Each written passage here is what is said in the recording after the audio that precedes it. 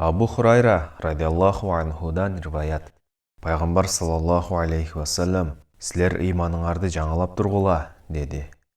Біреулер, о Аллахтың елшісі, иманымызды қандай жолменен жаңалап тұрабыз, деп сұрашты. Пайғамбар саллаллаху алейхи вассалам, «Ла илаха иллаллах» келімесін көп айтқыла, деп жауап берді. Абу Хурайра радиаллаху анхудан риваят. Пайғамбар саллаллаху алейхи вассалам, сілер иманыңарды жаңалап тұрғыла, деді. Біреулер, о Аллахтың елшісі, иманымызды қандай жолменен жаңалап тұрабыз, деп сұрашты.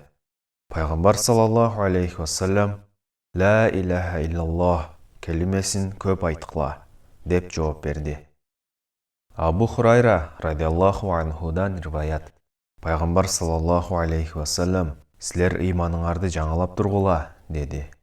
Біреулер, о Аллахтың елшісі, иманымызды қандай жолменен жаңалап тұрабыз, деп сұрашты. Пайғамбар саллаллаху алейхи вассалам, «Ла илаха иллаллах» келімесін көп айтқыла, деп жауап берді. Ахмадтың Муснады.